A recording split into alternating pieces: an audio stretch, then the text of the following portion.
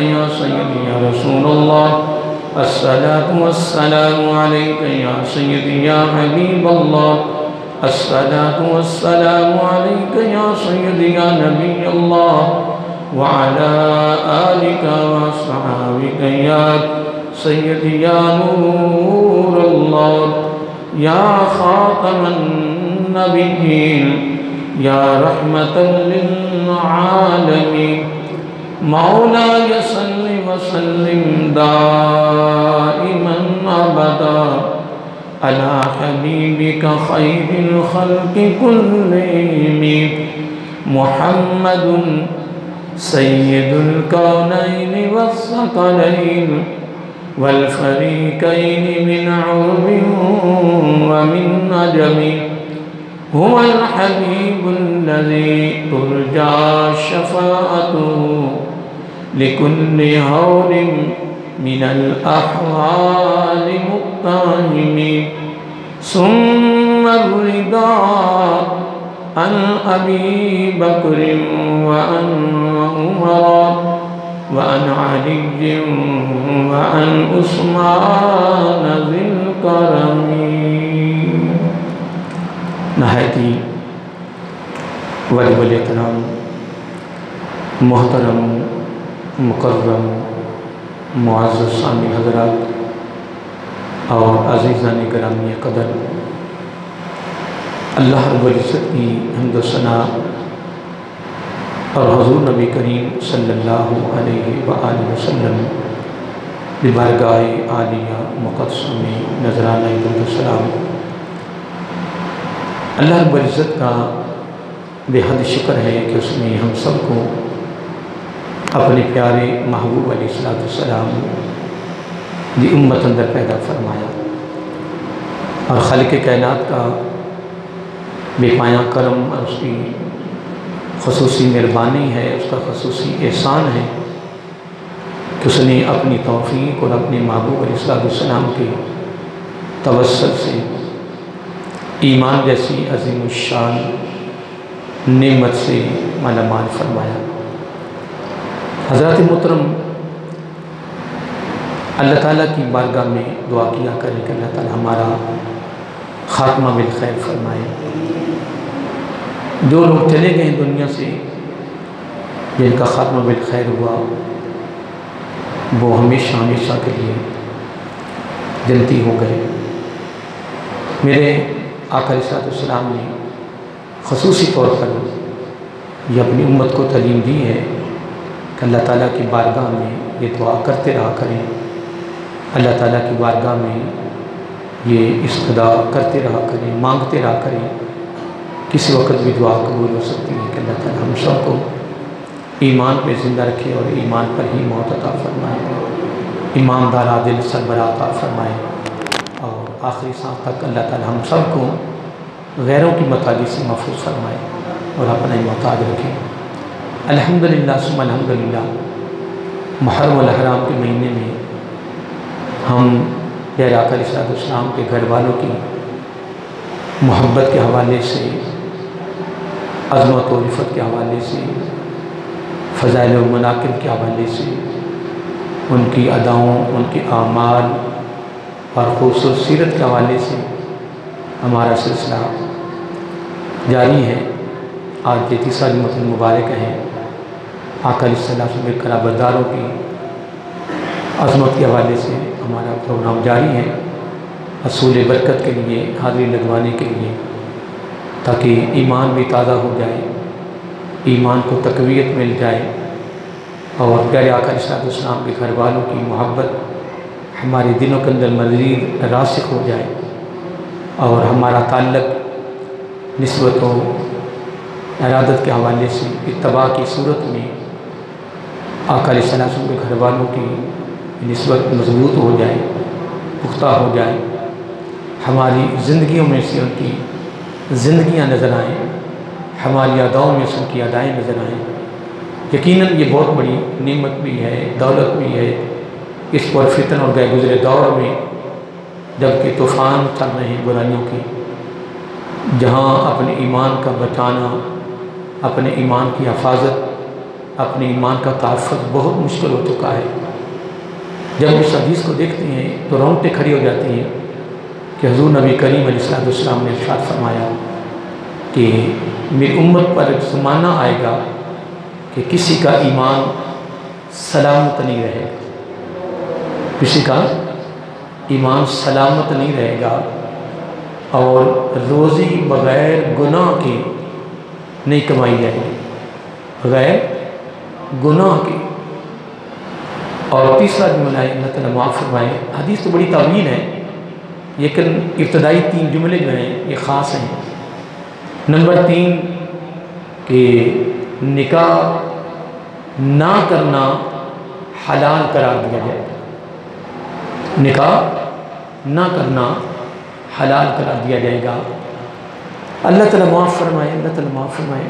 پچھلے دنوں میں کسی نے مجھے کسی بڑے آدمی کا بیان سنایا اور میں نے سنا کہ گھر کی 4 دیواری کے اندر نکاح کی ضرورت نہیں ہے۔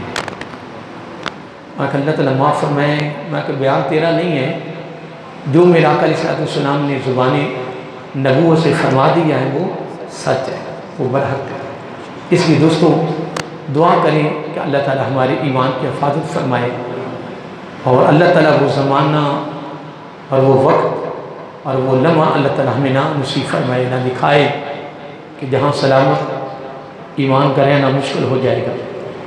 بس اللہ تعالیٰ ہمیں زندہ بھی رکھے تو ایمان پر، اور موت بھی آئے تو ایمان پر۔ یہ دعا کرتے رہا کریں، اللہ تعالیٰ ہمیں عملی زندگی نصیب فرمائے۔ جس آیت کریمہ کے حوالے سے میری گفتگو جاری ہے، اس میں اللہ رب العزت نے حضور نبی کریم علیہ السلام کے قرابت داروں کی محبت کا ذکر کیا ہے، اور حکم کیا ہے کہ میرے محبوب علیہ السلام کے قرابت داروں سے، گھر والوں سے آپ نے محبت کا رشتہ جوڑنا ہے، اس کا محبت کا رشتہ جوڑنا ہے۔ اور حضور نبی کریم علیہ السلام کے گھر والوں کی محبت بہت بڑا نیک عمل ہے، جس کو قرآن نے نیک عمل کہا ہے، ایک بہت بڑا نیک عمل ہے۔ اور یہ نیک عمل نبی پاک کے گھر والوں کی، نبی کے آل کی، پنجتن کی محبت، یہ بہت بڑی نیکی ہے، جس کو اللہ رب العزت نے قرآن مجید میں یعنی نیکی کے حوالے سے بیان فرمایا ہے۔ اللہ تعالیٰ فرما رہا ہے کہ اگر یہ نیکی تیرے دامن میں آ جائے، تجھے مل جائے، تو پھر آپ نے اس کو ترک نہیں ہونے دینا۔ وَمَن يَقْتَرِفْ حَسَنًا، اس نیکی کو جاری رکھنا ہے، کہ نسبت کو، ارادت کو، اس تعلق کو کیا جاری رکھنا ہے۔ جب تم جاری رکھو گے تو اللہ فرماتا ہے نَزِدْ لَهُ فِيهَا حُسْنًا، اس تیری نیکی کے اندر میں مزید اضافہ کر دوں گا۔ اضافے سے مراد ہے کہ میرے محبوب علیہ السلام کے گھر والوں کے ساتھ جو محبت کا، جو پیار کا، جو رشتہ جڑا ہوا ہے، وہ مزید مضبوط ہو جائے گا، یعنی استوار ہو جائے گا، پختہ ہو جائے گا، وہ چلتا رہے گا۔ اور اللہ تعالیٰ آخر میں فرماتا ہے پھر قیامت کے دن جب وہاں ساری دنیا جمع ہوگی تو میں اپنے محبوب علیہ السلام کے گھر والوں کی محبت کے صلہ میں، اس کی جزا میں، اس کے بدلہ میں سب سے بڑا انعام میں تمہیں دوں گا، تیرے اس عمل کی قدر کرتے ہوئے، کس صورت میں کہ تیری بخشش فرما دوں گا۔ ان اللہ غفور شکور، یہ تیری بخشش فرما دوں گا۔ یعنی حضور نبی کریم علیہ السلام کے قرابت داروں کی محبت بخشش کا، بولیے، بخشش کا ذریعہ ہے، اور اس سے بڑی کوئی نیکی نہیں ہے۔ لیکن دیکھنا یہ ہوگا کہ آقا علیہ السلام کے گھر والوں نے آپ نے نانا جان کے کسی عمل کو ترک نہیں ہونے دیا، کیا کسی ادا کو ترک نہیں ہونے دیا، انہوں نے اپنے نانا جان کے ایک ایک عمل کو اختیار کیا ہے، ایک ایک عمل پر انہوں نے عمل کر کے آقا علیہ السلام کی امت کو سبق بھی دیا ہے، درس بھی دیا ہے، پیغام بھی دیا ہے، اور فکر بھی دیا ہے۔ تو اللہ تعالیٰ ہم سب کو آقا علیہ السلام کے گھر والوں کے ساتھ اتباع کی صورت میں محبت کا رشتہ، نسبت و ارادت کو مضبوط کرنے کی توفیق عطا فرمائے۔ آئیے محترم، میں حدیث کوٹ کرنا چاہتا ہوں جس کو امام دیلمی اور امام حاکم اور امام احمد بن حنبل اور اس کے علاوہ امام طبرانی ان تمام محدثین نے اپنی اپنی حدیث کی کتابوں میں اس حدیث کو درج کیا ہے۔ مسند احمد اور امام دیلمی، امام حاکم المستدرک میں، اور اس کو امام طبرانی نے المعجم الکبیر میں اس حدیث کو درج کیا ہے۔ اس کے علاوہ کثیر اور حدیث کی کتابیں ہیں جس کے اندر یہ حدیث موجود ہے۔ دیکھیں، حدیث کو میں کوٹ کرنے سے قبل پھر ایک جملہ میں بیان کرنا چاہتا ہوں۔ حضور نبی کریم علیہ السلام کے گھر والوں کی محبت جو ہے وہ ہمارے پر فرض ہے۔ کیا ہے؟ فرض ہے، کیونکہ حضور نبی کریم علیہ السلام کے گھر والوں کی محبت جو ہے اس کا حکم اللہ تعالیٰ نے کیا ہے۔ کس نے؟ اللہ تعالیٰ نے حکم کیا ہے، اور آقا علیہ السلام کے گھر والوں کی جو محبت ہے وہ ہمارے پر کیا ہے؟ سارے بولیے، وہ ہمارے پر کیا ہے؟ فرض ہے۔ اگر ہم ان کے ساتھ محبت کا رشتہ اگر نہیں جوڑتے، اگر ہمارے دلوں سے ان کی محبت، ان کا پیار، ان کا انس اگر نکل جاتا ہے، خروج ہو جاتا ہے، تو یوں سمجھو کہ ہم کسی کھاتے کے نہیں رہ جائیں گے۔ اب اس کے لیے ایک حدیث پاک سن لیں جس کی سند میں نے آپ کو سب کو میں نے سنا دی ہے۔ حضرت عبد الرحمن بن ابی لیلہ، حضرت عبد الرحمن بن ابی لیلہ رضی اللہ تعالیٰ فرماتے ہیں کہ میں نے اپنے ابا جان سے یہ بات سنی ہے۔ ان ابی ہے کہ میرے ابا جان نے اس کو بیان کیا ہے، اور میرے ابا جان نے اس کو بیان کیا ہے کہ قال رسول اللہ صلی اللہ علیہ وسلم لا یؤمن عبد حتی اکون احب الیہ من نفسہ وآہلی احب الیہ من اہلہ وعطرتی احب الیہ من عطرتہ وذاتی احب الیہ من ذاتہ۔ یہ حدیث کا متن ہے، یہ وہ الفاظ ہیں جو زبان نبوت سے نکلے ہیں۔ اب پھر میں ان دونوں کو آپس میں ملانا چاہتا ہوں، قرآن اور حدیث کو۔ قرآن میں اللہ رب العزت نے حضور نبی کریم علیہ السلام کے قرابتداروں کی محبت کا حکم کیا ہے۔ کیا کیا ہے؟ اور اللہ کے حکم کی تعمیل کرنا ہی کامیابی ہے اور ایمان ہے۔ کیا ہے؟ ایمان ہے۔ اللہ کے حکم کی تعمیل نہ کرنا ایمان نہیں ہے۔ دیکھیں، اللہ رب العزت نے قرآن مجید میں ارشاد فرمایا، یا ایھا الذین آمنوا ادخلوا۔ اب اس میں غیر مسلم کا ذکر نہیں ہے، یہود و نصارہ کا ذکر نہیں ہے کہ یا ایھا الذین، یا ایھا الکافرون ادخلوا فی السلم، اے کافروں اسلام میں داخل ہو جاؤ، پورے کے پورے نہیں۔ یہ غیر مسلم سے خطاب نہیں ہے، یہ خطاب ہے مسلمان سے کہ یا ایھا الذین آمنوا ادخلوا فی السلم کافہ، اے مسلمانوں یا ایمانداروں، ایمان والو، اسلام میں داخل ہو جاؤ پورے کے پورے۔ اب مسلمان سے کیوں فرمایا جا رہا ہے کہ پورے کے پورے اسلام میں داخل ہو جاؤ؟ اسی کو اتباع کہتے ہیں، اسی کو حکم کی تعمیل کہتے ہیں، اسی کو وہ ایک بزرگوں کا قول ہے، کسی نے سوال کیا کہ تصوف کیا ہے؟ کیا تصوف؟ اصل میں قرآن کا مغز ہے، قرآن و سنت کا پورے دین کا جو مغز ہے، جو لب لباب ہے، جو اس کی اصل ہے، وہ تصوف ہی ہے۔ تصوف کا دوسرا نام ہے محبت۔ کیا دوسرا نام کیا ہے؟ محبت۔ اور تیسرا معنی ہے کہ اس رنگ میں اپنے آپ کو رنگ دینا، اپنے آپ کو اس رنگ میں رنگ دینا، اس رنگ کو اپنے پر چڑھا لینا، اس کو تصوف و صورت محبت کہتے ہیں۔ اور اگر یہ نہیں ہے کیا اس کا ایمان مکمل نہیں ہے۔ اگر ایسا نہ ہوتا تو اللہ تعالیٰ کو قرآن مجید میں یہ فرمانے کی ضرورت نہ پڑتی کہ اے لوگوں ایمان والوں اسلام میں داخل ہو جاؤ پورے کے پورے۔ تو جب انسان مسلمان قرآن و سنت کے رنگ کو حکم خدا اور حکم مصطفیٰ صلی اللہ علیہ وسلم کو اپنے پر چڑھاتا ہے اس رنگ کو، تو جب اس رنگ میں رنگا جاتا ہے تو پھر الحمدللہ کافہ کا جو حق ہے وہ ادا ہو جاتا ہے۔ اب یہ بات سنیے اپنے، اب سنیے پھر میں آگے چلنا چاہتا ہوں کہ اللہ رب العزت نے قرآن مجید میں اِلَّا الْمَوَدَّةَ فِي الْقُرْبَى یعنی نبی علیہ السلام کے قرابو داروں کی محبت کا حکم کیا ہے۔ کیا کیا ہے؟ حکم کیا، یہ فرض ہے۔ یہ کیا ہے؟ بولیے، یہ فرض ہے۔ دیکھیں ایک بندہ دنیا سے جا رہا ہوتا ہے نا، فوت ہو رہا ہوتا ہے، کیا؟ تو جب وہ موت کے وقت کوئی سوال کرتا ہے، کیا کرتا ہے؟ سوال کرتا ہے نصیحت کے طور پر کہ آپ نے یہ کام کرنا ہے، تو سننے والے جو لوائقین ہیں ان پر وہ فرض ہو جاتا ہے۔ کیا؟ یہ بات ذہن میں رکھیں، کیا سننے والے پر کیا ہو جاتا ہے؟ فرض ہو جاتا ہے۔ اگر وہ ادا نہیں کریں گے تو وہ مجرم ہے، گناہ گار ہے۔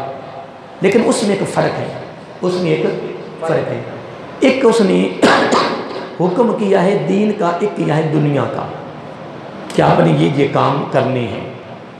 اب کیا پتا کہ دنیا کے لحاظ سے جن کو حکم ہو رہا ہے اس کے پاس طاقت ہی نہ ہو، کیا ان کے پاس طاقت ہی نہ ہو، استطاعت ہی نہ ہو، مجبور ہوں، لاچار ہوں، ادا نہ کر سکیں، تو ان کی مجبوری ہے، پکڑ نہیں ہے، لیکن کوشش جاری ہے۔ دین کے لحاظ سے وہ جو حکم کر رہا ہے وہ تو سب کے لیے آسان ہے۔ مثلا کلمہ، نماز اور روزہ یہ یکساں ہیں، یہ غریب ہے، امیر ہے، دونوں کے لیے کیا ہے؟ یکساں ہے، یعنی مشترکہ ہے۔ اور حج اور زکوٰۃ جو ہے یہ صاحب استطاعت پر فرض ہے، غریب پر فرض نہیں ہے، غریب پر فرض نہیں ہے۔ مرنے والا جب نصیحت کرتا ہے تو وہ نصیحت سننے والے جو لواحقین ہیں ان کے گھر والے ان پر کیا ہے؟ فرض ہے۔ یہ تو مرنے والے بندے کی بات فرض ہے، تو جو بات رب فرما رہا ہے اس کا مقام کتنا ہوگا؟ قرآن میں نبی علیہ السلام کے قرابداروں کی محبت کا حکم کس نے کیا ہے؟ پھر اللہ تعالیٰ نے یہ بھی بات فرمائی کہ اگر تمہیں میرے محبوب اسلام کے گھر والوں کی محبت کی دولت مل جائے تو پھر آپ نے کام کرنا ہے، کیا؟ وَمَن يَقْتَرِفْ حَسَنًا، یہ بہت بڑی نیکی ہے، اس سے بڑی نیکی کیا ہو سکتی ہے جو نبی پاک کے گھر والوں کی محبت میں مل جائے؟ تیرے نبی کے گھر والوں کی نسبت و ارادت کی دولت مل جائے تو اس سے بڑی نیکی کون سی ہے اس کے مقابلہ میں؟ اگر حسن حسین کی محبت تیرے دامن میں آ جائے، آقا کے گھر والوں کی محبت تیرے دامن میں آ جائے، اس سے بڑی نیکی کیا ہے؟ تو رب فرماتا ہے اس نیکی کو ترک نہیں ہونے دینا۔ کیا؟ اس نیکی کو ترک نہیں ہونے دینا، تو میں 2 انعام دوں گا۔ مولا وہ کیا؟ فرمایا نزدت لہ فی حسنا، میں نیکی میں اضافہ کرتا جاؤں گا۔ تیری محبت مضبوط، پیار مضبوط، نسبت مضبوط، ارادت مضبوط ہوتی جائے گی، لچک نہیں آئے گی۔ کیا؟ لچک نہیں آئے گی، ترک نہیں ہوگی۔ پھر ان اللہ غفور شکور، شکور کا معنی کیا ہے؟ میں نے آپ کو بتایا ہے، شکور کا کیا معنی ہے؟ قدردان، یعنی قدر شناس، قدر کرنے والا۔ رب کہتا ہے تیرے اس نیک عمل کی قدر عالم کائنات میں کس نے کرنی ہے؟ کیونکہ یہ سوال میرا ہے، یہ طلب میری ہے، یہ مانگ میری ہے، یہ حکم میرا ہے، تو پھر اس کی قدر بھی میں کروں گا نا۔ مولا وہ کس طرح؟ فرمایا غفور شکور، دنیا ساری میدان حشر میں کھڑی ہوگی اور میں بلاؤں گا اپنے دربار میں کہ میرے محبوب کے گھر والوں سے محبت کا رشتہ جوڑنے والوں آؤ، غفور شکور، تمہارے اس عمل کی قدر بخشش کی صورت میں کر کے جنت میں داخل کرنا، بخشش کی صورت میں۔ اب آئیے، یہ تو قرآن تھا، حدیث سن لیں۔ حدیث کا متن میں نے آپ کو سنا دیا ہے، اب اس کا مفہوم سن لیں۔ حضرت عبد الرحمن بن ابی لیلہ رضی اللہ عنہ فرماتے ہیں کہ میں نے اپنے باپ سے یہ بات سماعت کی، سنی میرا ابا نے فرمایا کہ آقا علیہ السلام نے فرمایا لا یؤمن عبد، اس وقت تک کوئی بندہ ایماندار نہیں، کیا اس وقت تک لا یؤمن عبد، اس وقت تک کوئی بندہ ایماندار نہیں۔ دعویٰ تو پھر تیرا بھی دعویٰ میرا بھی دعویٰ تیرا اور میرا بھی کہ ہم ایماندار ہیں، کیا یہ بات نہیں ہے کہ میرا اس پہ یقین نہیں ہے، کیا یہ بات نہیں ہے کہ میرا اس پہ یقین نہیں ہے، بس ڈر گیا ہوں خود کو صاحب ایمان کہتے کہتے۔ ہائے کتنا گہرائی کا جملہ یعنی علامہ اقبال نے کہہ دیا، کہنے کہ اس میں شک نہیں ہے کہ میرا یقین ہے، میرا یقین ہے، لیکن خوف کس چیز کا آیا ہے، ڈر کس چیز کا آیا ہے کہ میں اپنے آپ کو صاحب ایمان کہہ رہا ہوں، ڈر لگ رہا ہے کہ میں صاحب ایمان ہوں بھی کہ نہیں۔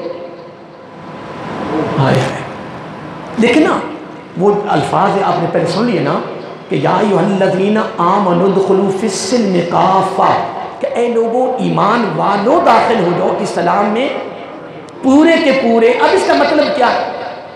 چلو مجھے تو نہیں آتا، ماشاءاللہ آپ سب پڑھے لکھے بیٹھے ہیں، تجربہ کار ہیں، اب گھر میں جائیں گے خود غور کریں گے، توجہ کریں گے، فکر کے ساتھ، خوف کے ساتھ، تیاری کے ساتھ کہ اللہ تعالیٰ نے ہمیں حکم کیا کہ اسلام میں داخل ہو جاؤ پورے کے پورے، اور پورے کے پورے داخل ہونے کا مطلب کیا ہے؟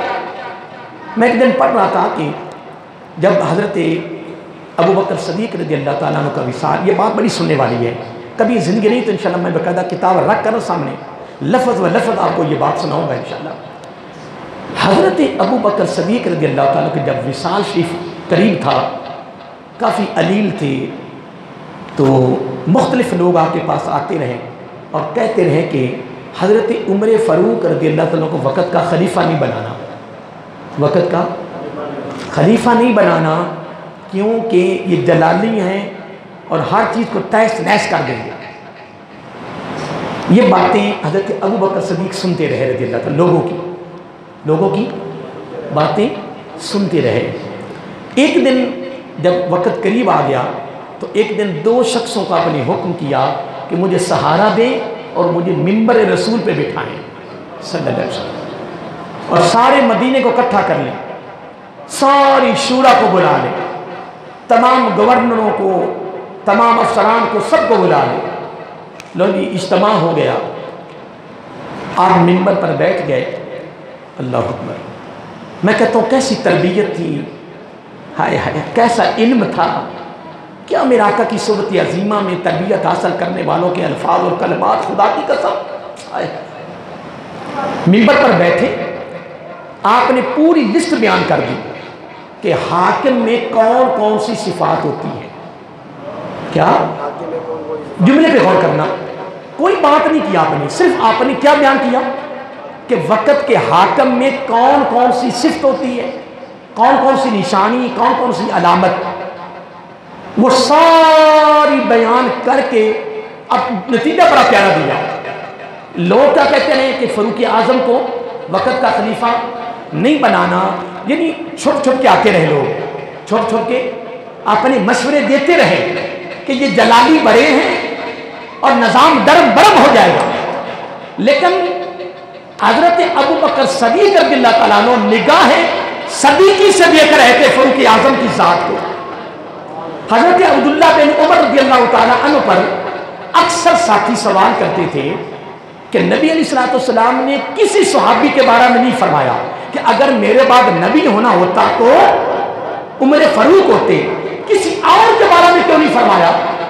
1.25 لاکھ صحابہ کرام مقام غدیر خم پر موجود تھے، حج کے موقع پر موجود تھے، 1.25 لاکھ صحابہ کرام میں سے یہ جملہ کسی اور کے لیے استعمال ہوا تو عبداللہ بن عمر رضی اللہ تعالیٰ عنہ اکثر اس کا جواب دیتے کہ لوگوں میرے باپ عمر فاروق رضی بارے میں آقا علیہ السلام نے پتہ کیوں فرمایا؟ اس واسطے کہ میرے باپ میں نبیوں جیسی صفات ہیں، نبیوں جیسی صفات ہیں، وہ کام نظر آتے ہیں میرے باپ میں، نبی علیہ السلام نے نگاہ نبوت سے دیکھا ہے اور نگاہ نبوت سے دیکھ کر فرما دیا کہ لو کان بعدی نبی لکان عمر بن خطاب رضی اللہ تعالیٰ عنہ، اگر میرے بعد اگر نبی ہونا ہوتا تو عمر بن خطاب ہوتی رضی اللہ تعالیٰ عنہ۔ اب یہ تو نگاہ نبوت تھی، نگاہ نبوت تھی۔ حضرت ابو بکر صدیق رضی اللہ تعالیٰ عنہ اور حضرت علی رضی اللہ تعالیٰ عنہ، یہ بات بڑی قابل توجہ ہے، تھوڑا سا رخ وہ حدیث کے سناتے آگے چلا گیا۔ حضرت علی رضی اللہ تعالیٰ کو نبی پاک بند کمرے میں لے گئے، کیا بولیے؟ بند کمرے میں، خلوت میں لے گئے، جس کمرے میں یا نبی پاک تھے یا حضرت علی تھے رضی اللہ تعالیٰ، دروازہ بند کر دیا۔ نیند تو نہیں آ رہی؟ ہاں توجہ سے سنیں، پوری توجہ کے ساتھ، جملے بڑے خاص ہیں۔ دروازہ بند کر دیا، دروازہ بند کر کے اس کمرے میں صرف دو ذاتیں ہیں، ذات مصطفیٰ صلی اللہ علیہ وسلم اور ذات حیدر قرار رضی اللہ تعالیٰ عنہ۔ فرمایا علی میں تیرے ساتھ ایک بات کرنا چاہتا ہوں۔ عرض کیا کا حکم؟ فرمایا میں چاہتا تھا کہ مصلی پہ تجھے کھڑا کرتا، تو میرا ویر ہے، میرا بھائی ہے، میرا گھر والا ہے، لیکن اللہ تعالیٰ نے وحی کے ذریعے فرمایا ہے کہ اے میرے محبوب ابو بکر کو مصلی پہ کھڑا کرنا۔ یہ حضرت علی سے خلوت میں بات کی، کس میں؟ اور رب کا پیغام سنایا، رب کا پیغام سنایا کہ رب نے فرمایا ہے کہ مصلی میں تمہاری ظاہری زندگی میں اگر کھڑے ہونے کے قابل ہے تو رب فرماتا ہے وہ ابو بکر ہے، اور ابو بکر کی ذات میں وہ ساری صفات، وہ ساری نشانیاں، وہ ساری علامات الحمدللہ نظر آ رہی تھی۔ نمبر ایک۔ نمبر دو، پھر آقا علیہ الصلوۃ والسلام ایک دن حضرت ابو بکر صدیق رضی اللہ کو کمرے میں لے گئے، کیا کمرے میں لے گئے، دروازہ بند کر دیا، یا ذات مصطفیٰ ہے صلی اللہ علیہ وسلم یا ذات ابو بکر ہے۔ فرمایا ابو بکر میں تیرے ساتھ ایک بات کرنا چاہتا ہوں۔ کیا کا حکم؟ فرمایا میرے رب نے فرمایا کہ ابو بکر کو فرماؤ کہ علی کے چہرے کو تکنا عبادت ہے۔ ان دونوں فرمانوں کو ملاؤ نا آپس میں، تو فریق ختم، اختلافات ختم، لڑائیاں ختم، جھگڑے ختم، ہر چیز کو ختم کر کے رکھ دیا۔ علی کو الگ امامت کے لیے بتایا اور ابو بکر کو علی کے مقام کے بارے میں خلوت میں بتایا۔ تو پھر ہر مجلس، وہ محفل، وہ مجلس جس میں ابو بکر بھی ہو رضی اللہ تعالیٰ عنہ اور علی بھی ہو رضی اللہ تعالیٰ عنہ، تو پھر ابو بکر کی نظر علی کے چہرے پر ٹکی رہے، کیوں نہ ٹکے؟ خلوت میں سنا تھا زبان نبوت سے کہ اے میرے ابو بکر، میرے رب نے مجھ سے فرمایا ہے کہ ابو بکر کو خلوت میں لے جاؤ کہ تجھے امامت کے لیے میں نے پسند کیا ہے، تو یہ بھی سن لو کہ علی کے چہرے کو تکنا عبادت ہے، عبادت۔ تو پھر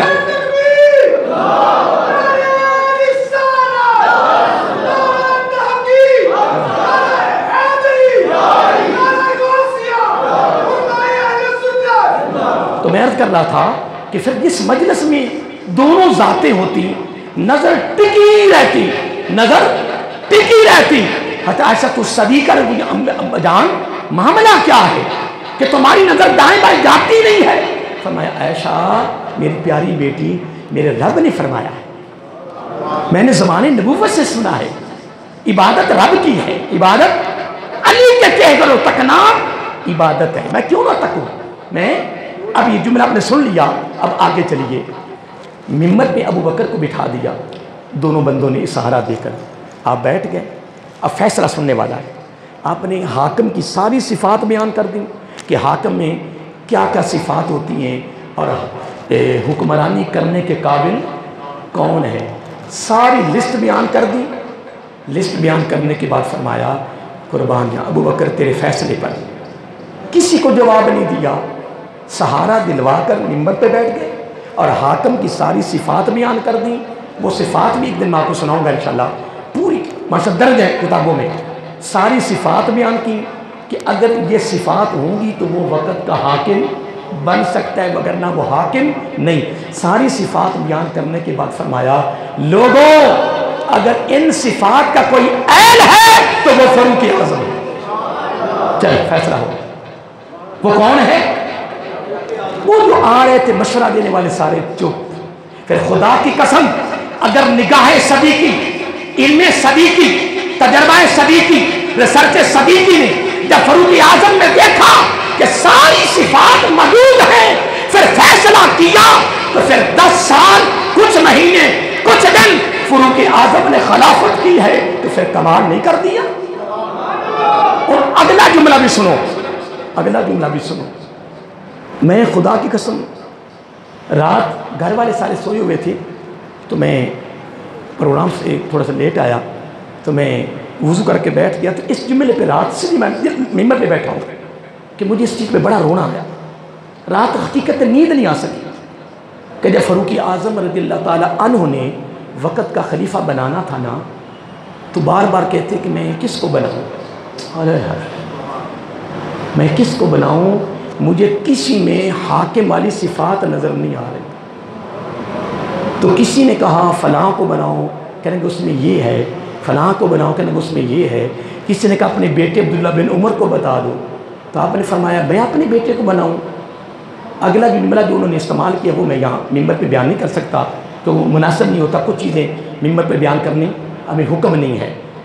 حضرت فاروق اعظم نے بیٹے کے لیے فرمایا کہ میں بیٹے کو حاکم بناؤں، پھر ان کے بارے میں بیان کیا۔ حضرت عمر فاروق کہتے رضی اللہ تعالیٰ عنہ مجھے حاکم والی کوئی صفت کسی میں نظر نہیں آ رہی کہ میں اس کو حاکم بناؤں۔ آپ نے ایک ہی جملہ کہا کہ بس آپ کسی کا انتخاب خود کر دیں، ہائے ہائے جس کا تم انتخاب کر دو گے اس کو فاروق اعظم حاکم بنا دیں، اس کو خلیفہ بنا دیں، وگرنہ فاروق اعظم کی نگاہ میں حاکمیت کرنے کی صفات کسی میں نہیں ہے۔ اتنی بریدیاں ہیں سربراہی کرنے کی، تو تجھے کیا پتا کہ سربراہ بننا کمال ہے، پر ذمہ داری بہت بڑی ہے، بہت بڑی ہے، بہت بڑی۔ کلکم رائن وکلکم مسئول عن رعیتہ، جو زبان نبوت نے فرما دیا نا وہ سچ ہے، وہ سچ ہے، وہ ہو کر رہے گا کہ ہر قوم کے سربراہ سے اس قوم کے بارے میں پائی پائی کا سوال ہونا ہے، سوال۔ باقی جو تیرا جی چاہتا تو کرتا رہے، اس لیے کوئی حرج ہے، کوئی ہم تیرے اوپر کوئی اعتراض ہے؟ کوئی اعتراض نہیں ہے۔ اب آئیے حدیث کی طرف رخ کریں۔ آقا علیہ الصلوۃ والسلام نے فرمایا لا یؤمن احد، لا یؤمن عبد، اس وقت تک کوئی بھی بندہ ایماندار نہیں ہے، ایماندار نہیں ہے۔